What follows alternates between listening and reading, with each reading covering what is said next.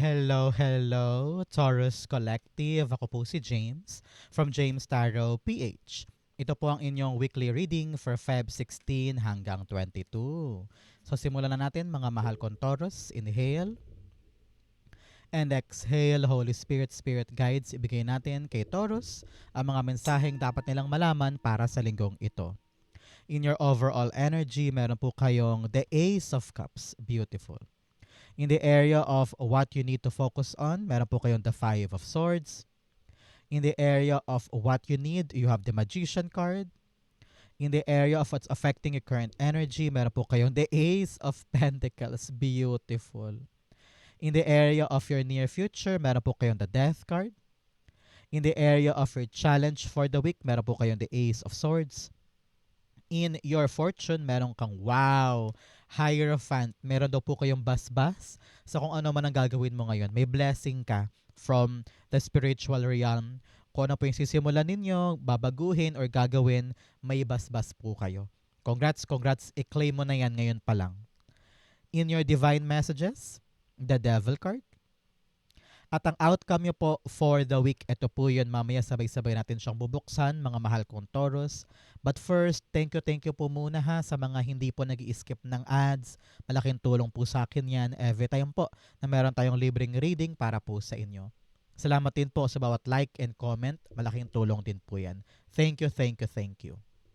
So, in the background of your reading, meron kang the Page of Wands. Okay?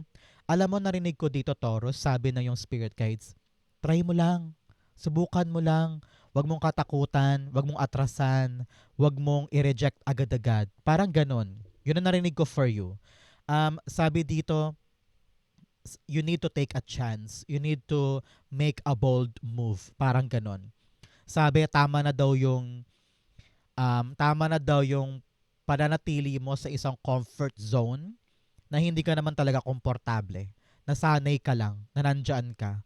And ngayon parang merong pinapresent sa'yo si God na bagong pagkakataon or opportunity, subukan mo daw. Itry mo daw. Okay? Ito yung moment mo to explore, to expand, to experiment. Kasi nakita ko dito na marami kang discoveries na parang, ay, pwede pala sa akin to. Ay, kaya ko pala to. Mga ganyan. It's all about you reinventing yourself and rediscovering kung ano man yung para sa'yo. Okay? Your card of the week, meron kang nurture.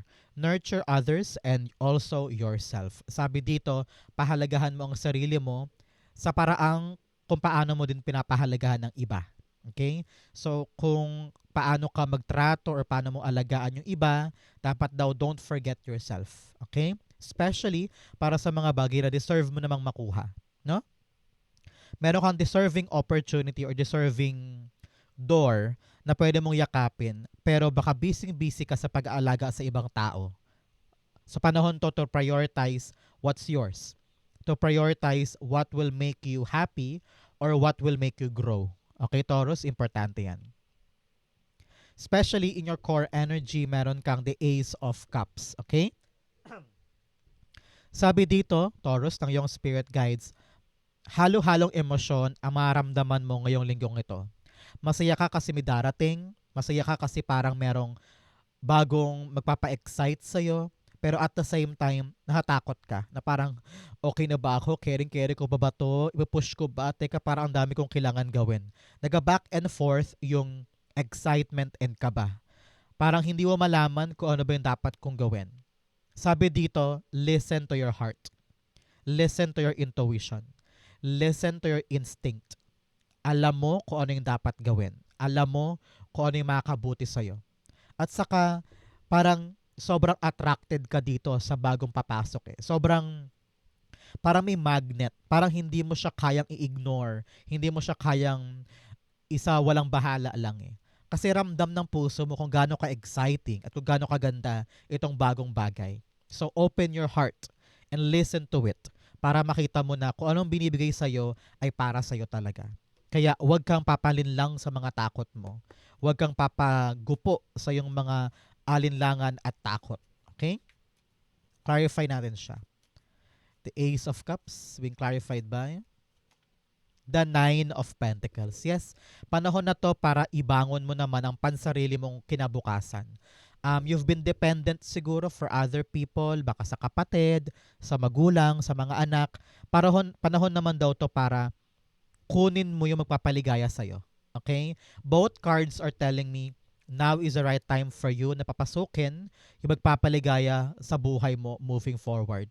You are buying what you want, doing what you want, achieving the things na alam mo talagang magiging super, super happy ka. So, ano ang payo dito, Taurus? Sundin ang tawag ng puso. Mag-try, mag-explore, huwag katakutan, hakbangan. Subukan mo lang at makikita mo talaga na dito ka lubos-lubos na magiging maligaya. Okay? So, Taurus, tanungin kita ngayon, ano ba tong mga hinihintay mong mga bagay na magpapaligaya sa'yo? Maaaring itong bagong darating ay magtutulay sa'yo doon.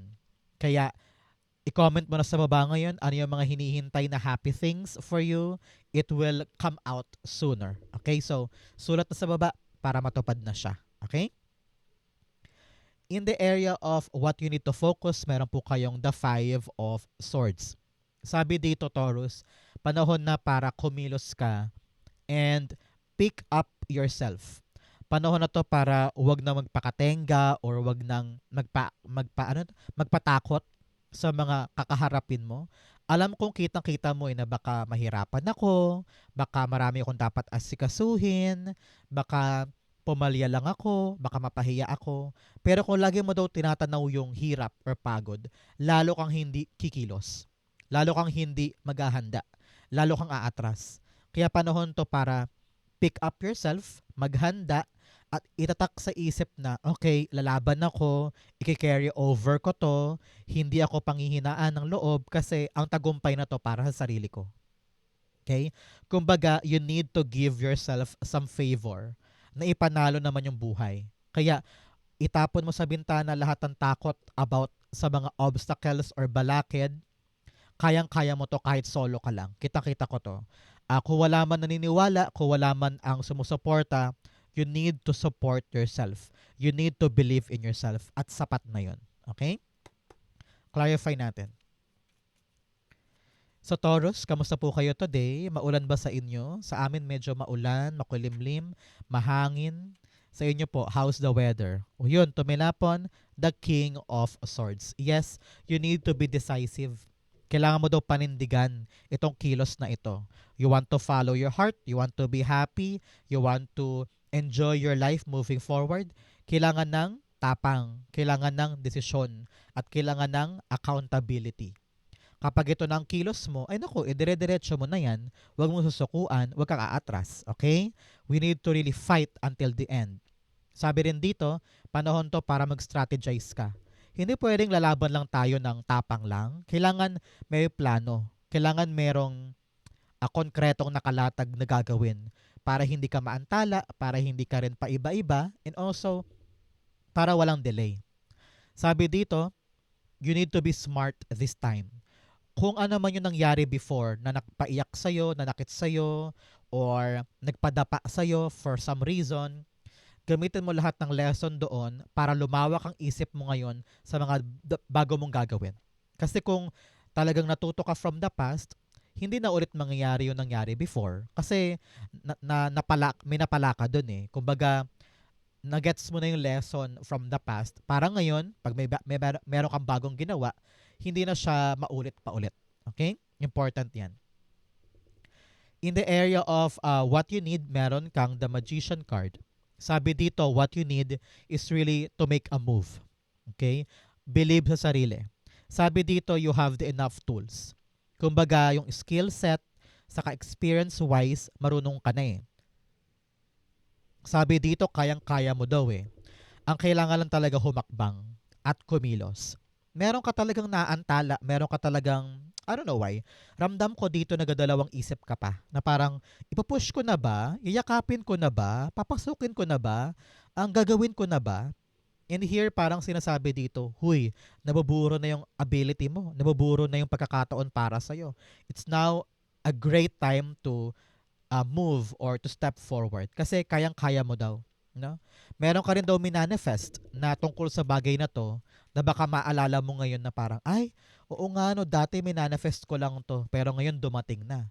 So, anong gagawin ni Taurus? Huwag matakot, humakbang, take the challenge, take the plunge, no? Talaga mag-deep dive ka patungo sa mga bagong bagay na maaring kaching-kaching and a happy life ang ibigay sa'yo. Okay? Magician cards being clarified by the Nine of Wands. Yes, wag daw susuko. Ramdam na ramdam dito ng yung spirit guides Taurus na ilang beses ka nang nag-fail, disappointed, rejected, or umiyak tungkol sa isang bagay. Sabi dito, may chance pa. Parang wag ka munang sumuko sa buhay. Try pa tayo ulit sa ibang panahon naman, sa ibang pagkakataon naman, sa ibang paraan naman. And this pagtatry, this push na parang, sige, this time around magiging adventurous na ako, magiging experimental naman ako. And boom, sabi dito, dahil hindi ka sumuko, dahil you continue fighting, ibibigay sa'yo yung para sa'yo. Dahil minanifest mo ito. It's gonna go down in your reality at kailangan mo siyang aksyonan. So sabi dito, kapitan. And also, huwag bumitaw. Okay? Very important yan para sa'yo. In the area of what's affecting your current energy, meron kang the Ace of Pentacles. Yes, dahil may bagong dumating talaga na opportunity or blessing sa'yo this week. Kaya antabayanan mo kung medyo maliit man to or malaki, kung ano man yung mga pintuan na yan at opportunity, yakapin mo. Huwag mong katakutan, huwag kang ma-overwhelm bigla-bigla. Okay? Face the music, i-compose mo yung sarili mo, keep your composure, and just do your best. Kasi nakita ko dito na this will be your chance para mapundar mo naman yung para sa'yo. No? Makaipon ka, mabili mo yung gusto mo, mapuntahan mo yung gusto mong puntahan dahil yun dito. So, kapag may kumatok na pintuan para sa'yo or pagkakataon, try mo lang, subukan mo lang dahil talaga namang you're on the path of financial freedom or financial independence. Okay? So, halimbawa, itong pintuang kumatok ay pwede ka nang makapagtayo ng sarili mong tindahan or makapagbukas ng sarili mong online shop, di ba? Kahit gaano man kaliit or kalaki, baka yan talaga yung susi mo for financial abundance. Okay? It's all about raining money in your life. Para sa'yo to. So, sabi dito, huwag nating i-take for granted o huwag nating i-reject agad-agad yung mga posibleng pintuan para sa'yo. Okay? So, clarify natin to. The Ace of Pentacles being clarified by you have the Tower card. Yes, yes, yes, yes, yes. Pagdating ng opportunity na to, things will change for you. Okay? Halimbawa, itong opportunity dumating, biglang nagbago yung lifestyle mo, nagbago yung schedule mo, kasi kailangan ka pala dito ng 5 hours a day, no? So, i-accept mo yung changes na kaakibat ng blessing. Kasi, ganun talaga yun eh. We are taking responsibility na kasama ng blessing. Halimbawa, nag-apply ka sa ganitong trabaho, tapos nakuha mo, at sabi daw, kailangan mo mag-training. So, tanggapin natin yung training. Kahit na hindi mo naman kailangan, pero sinabi doon, training daw, go push. Kunin mo. Kasi susi yan para totally magbago ang life. Kaya huwag ka masyadong matakot, Taurus, sa mga nagbabago sa paligid mo. Kasi kailangan yan for your growth. Kailangan yan para maitama mo yung direksyon ng life mo. Meron ka rin daw mga bagay sa paligid mo na hindi mo pwedeng kontrolin, hindi mo pwedeng pigilan. Let it flow, let it go. Para makita mo talaga yung para sa'yo. At yun ang kapitan mo that will really turn the tide for you. Okay? Very important ito. In your near future, meron kang the death card. Yes, transformed life ito. Talagang nagbago na yung buhay mo. Maaaring nagbago ka ng kumpanya, nagbago ka ng routine. Halimbawa, kung dati pang graveyard ka, ngayon pang umaga ka na, no? You're transforming base sa realidad ng buhay mo. Minanifest mo to eh. At hindi mo sinukuan. Kaya ayun, talagang nag-change ang life mo for the better. Kumbaga, kung ano yung mga mali in the past, yung mga painful in the past, natapos na yun. Naputol. Talagang nag-end sa buhay mo. And you are now embracing this new routine, embracing this new life na kaakibat ng pagpasok ng mga magagandang bagay. Dahil nga, minanifest mo to. So, kumbaga, dinasal mo binigay. So, ngayon, nag-evolve ang life mo for the better. Kaya rin dapat gawin ni Taurus, mag-adjust. Maging flexible ka para masalubong mo yung nire-require sa'yo ng kapalaran. Halimbawa, nire-require sa'yo ng kapalaran na bumiyahe ka ng 30 minutes papasok sa bagong trabaho, halimbawa. So, kada araw, 30 minutes mong gagawin yun. Sumasakay ka sa changes para magkaroon ng magandang bunga yung nagbabago sa paligid. Required sa iyo yan. So, panahon to, Taurus, na maging flexible ka talaga at maging matutong mag-adjust. Kasi in the long run, it will be fruitful para sa'yo. Okay? Di pa pala naka-clarify. Okay, clarify natin. Death cards being clarified by, yun, yes, the Ten of Pentacles. Pangmatagalan ito, Taurus. It's all about your longevity, your long-term gains, your long-term prosperity. Nakikita ko dito permanente, no? Permanent job, permanent career, permanent negosyo, or permanent mong pagkakakitaan. At set off ka na, no? For a long time. Kaya ngayon, sabi na yung spirit guides bilang paalala, kung meron kang tinutumbok na permanente at pangmatagalan, kailangan talaga sumubay tayo doon. Putulin natin yung ating mga maling ginagawa at mag-transform tayo so that yung long term maganap talaga. Example, ngayong buwan na to, ngayong linggong ito, nag-try ka na magtayo ng sarili mong parlor or salon. So kung gusto mong talagang tumagal yan, alamin mo kung ano yung mga dapat mong baguhin sa sarili, sa lifestyle, sa paggastos ng pera, para ito tumagal. Parang ganon. Okay? In your challenge, meron kang break chains and no boundaries. Sabi dito, meron ka daw mga dapat nang lagyan ng boundaries sa buhay mo. Halimbawa, yung pinsan mo, laging pumapasok sa kwarto mo, kinukuha yung sapatos mo nang walang paalam. So parang naramdaman mo na, teka, bakit ganun? Ipapahiram ko naman, pero bakit hindi man lang magpapaalam sa akin? So, now you need to set boundaries na parang, hoy, pinsan, magpaalam ka muna. Hindi yung papasok ka bigla sa kwarto ko para kunin yung sapatos ko. You need to impose this. Ganon din halimbawa sa trabaho. Kung feeling mo minamaliit ka or binabastos ka, you need to speak up and tell these people na, hoy, you're disrespecting me. I'm not gonna let that happen anymore. Learn to put that harang to give them the respect that you need and the respect that you deserve. Okay? Parang ganon. You also need to break the chains. Meron daw mga parte sa buhay mo, Taurus, na parang paulit-ulit na lang. Siguro, halimbawa, paulit-ulit ka na-fall sa maling lalaki. Na-fall ka lagi, kunyari, sa mga lalaking batugan, halimbawa. O kaya, lagi kang late sa work. So, bakit ba ako laging late sa work? So, hanapin mo yung reason. Sabihin, meron kang pattern na kailangan i-break so that magkaroon ng magandang andarang buhay mo. Okay? In your challenge, meron kang Ace of Swords. Sabi dito, Taurus, panahon to para makipag-usap ka, makipag-ugnayan ka sa ibang tao, para yung gusto mo, yung tawag ng puso mo at saka yung nire-require sa'yo ng blessing ay mangyari. At magkaroon ng smooth daloy sa'yo. Kasi kung hindi ka rin makikipag-usap, kahit nakitang-kita mo naman na kaya ko to at pwede sa akin to, baka masayang. At wala daw puwang sa'yo ngayon, Taurus, yung hiya-hiya. Okay? Huwag ka nang mahiya, huwag ka nang magpaka Maria Clara dyan na nakaupo lang sa gilid, gatakip ng pamaypay, di ba? So you need to be palaban and talk if you must to talk to them. Okay? You need to speak up if you need to para magkaroon ng magandang bunga yung inaasikaso mo.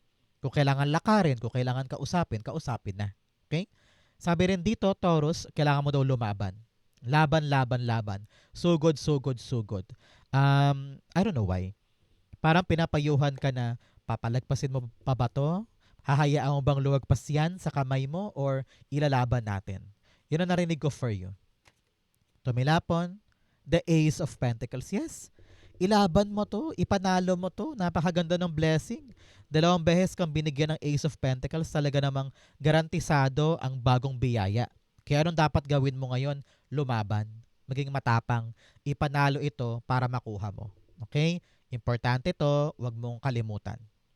Halimbawa, ang bagong blessing mo ay binigyan ka ng asawa mo ng puhunan.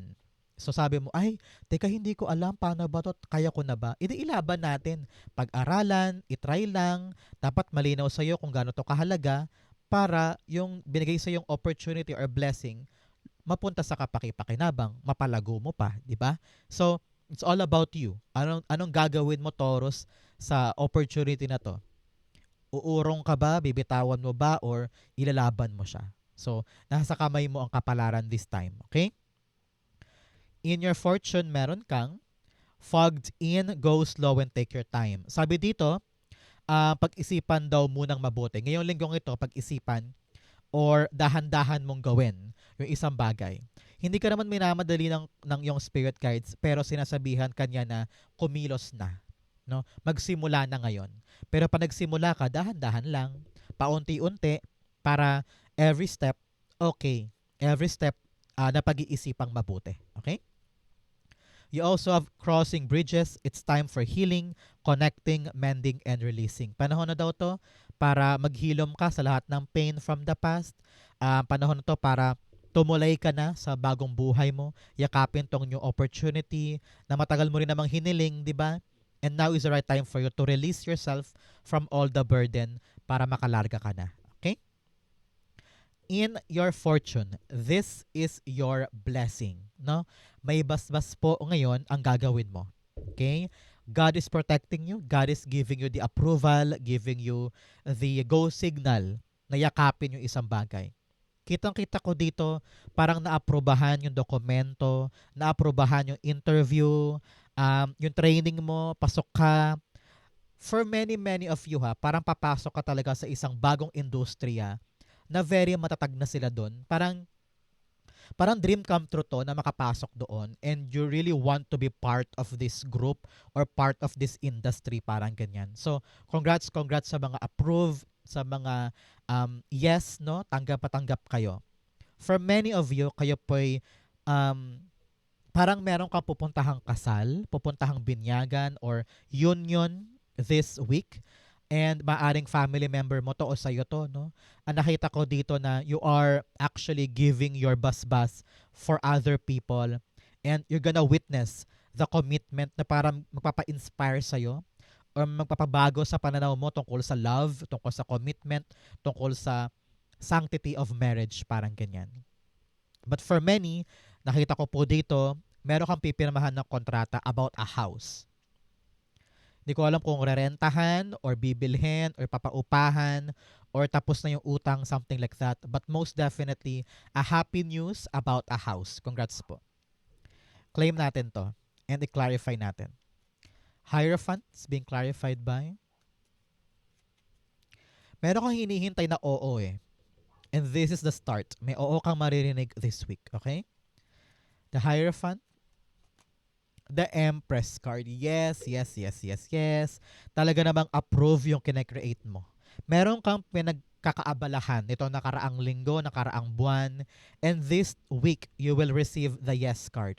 This week you will receive the approval dyan sa inaasikaso mo na yan. So congrats. You're gonna be very, very happy. Start na to ng abundance sa buhay mo. Nakita ko dito, panahon to this week to really relax na. Kasi nagawa mo na yung dapat gawin, nakompleto mo na, naibigay mo na, naipasa mo na, and you're waiting for their answer, no? And the answer will be yes. So congrats po. Napakagandang bunga ng pinaghirapan. Talaga namang may basbas ka this time. Claim mo yan, para sa'yo yan. In your divine messages, meron kang a personal issue reaches resolution. Meron po kayo mga problemang pampersonal na magiging okay na, wala ka nang dapat problemahin. Sabi ko nga sa inyo, makakapag-relax ka na this time. Okay? Another message, a new romantic cycle begins. Para po sa mga naghahangad dyan ng bagong pag-ibig, yes, Page of Wands is also telling you, para may bagong date, bagong prospect, bagong admirer, it's gonna come. Pero para sa iba naman na hindi ganun ang hinahanap today, yes, may bagong darating na magpapa-excite para sa'yo. Okay? In your divine messages, meron kang the Devil card. Sabi dito, Taurus, huwag kang papatali sa iyong mga takot. Huwag kang papatali sa iyong mga insecurities or panliliit sa sarili. may bagong darating sa buhay mo na talaga namang magpapabago ng life mo at ang financial status mo. Kaya importante dito, lumaban, huwag matakot, huwag umatras. Face the challenge and win at all cost. Kasi kayang-kaya mo daw itong ipanalo. Okay? Kaya kung kinakadena ka ng pandadown ng ibang tao o kaya ikaw mismo pinanghihinaan ka, tapon mo sa ibintana yan. Now is the right time for you para maging palaban at palayain mo ang sarili mo sa limitado mong mundo at yakapin yung mga new adventure. Okay? Devil cards being clarified by the Three of Swords. Yes. Dala to ng mga trauma mo in the past, mga heartbreak, mga pagkasawi ang palad or disappointments in the past. Kaya parang ngayon, ayaw mong gumalaw, ayaw mong kumilos. Pero sabi dito, Taurus, kung ano man yung painful thing in the past, dapat hindi yun makapigil sa mga bagong bagay sa'yo. Kasi parang hinahayaan mong masira ka lalo. So make sure na ibabaon na sa limot yung past, sabihin mo sa sarili mo na hindi ko na ulit nadanasin yon, natuto na ako, marami ako na-realize, and get out of your shell and be brave this time para hindi na maulit yung past. Make sure na yung past mo hindi makahalo sa present life mo. Okay? Outcome mo to, but first bigyan muna kita ng fortune cards. You have older man, dealings or relationship with an older man. Meron na pong matanda sa buhay mo, maaaring lolo mo, tatay mo, or nakatatanda sa trabaho, may concern daw po sa kanya, kausapin mo siya. You have a ring, a marriage will take place, either romantic or blessing. Yes, sabi ko nga sa inyo, para may kasal, may union of business, merong talagang isa-celebrate about marriage. So congrats po. Another message, meron kang April. Oh, mga Taurus, pagdating daw po ng Abril sa season ninyo, meron po kayong good news na abangan. Congrats po. You also have handshake. A meeting with a stranger could be important. Yes, meron ka talaga mga taong dapat kausapin. Maaring mentor mo to, teacher, or advisor. Someone that will guide you pagdating sa mga binubuo mo para magkaroon na ng smooth sailing na outcome iyan. Okay? Ang outcome ni Taurus for February 16 to 22, the Seven of Wands. Sabi dito, defend, defend, defend your post. Pag alam mong para sa'yo to, pag alam mong dapat mo tong kunin at dapat mo tong angkinin, ipaglaban mo yan. Fight with conviction, with strong will, no? Pag alam mong para sa'yo, at hindi ka dapat panghinaan pa ng loob porque may maraming mga bashers sa paligid. You need to make a move and defend this. Kasi nakita ko na kaya mo tong ipanalo moving forward. Okay? Halimbawa, yung trabahong yan o yung negosyo na yan or yung project na yan ay maraming mga mata sa paligid na medyo dinadown ka, fight. Ipaglaban. Continue working on it kasi nakita ko dito na kayang-kaya mo ito at para sa'yo to. Dito mo daw marirealize na parang, ay, akin nga to. Ay, masaya nga ako dito. Ay, yung puso ko rin dito talaga. So, ipaglaban mo yan. Okay? The Seven of Wands being clarified by the Lover's card. Yes, it's all about your choices. It's all about your paninindigan. Pag alam mong sayo, sayo. Pag alam mong importante yan sayo, you will do everything, everything just to make it yours. At magkaroon ka ng tagumpay dyan. So ano sabi dito? Panindigan ang mga choices, panindigan ang mga pinipili, whether lover to or pangarap or career path or goal. Kapag talaga alam mo kung gaano siya kaimportante, ipagalaban mo siya hanggang dulo. Okay? Kasi yun ang factor para magtagumpay ka this time. Okay? So love and protect it. It will be yours fully and abundantly. Okay? Sa Taurus, ito po ang inyong February 16 to 22. Saan po kayo nakaresonate? Comment down below. Thank you, Holy Spirit, Spirit Guides, for the clarity and messages na dapat malaman ng mga Taurus today. Thank you po for watching hanggang dulo. I love you. This has been James for James Tarot PH. God bless everybody.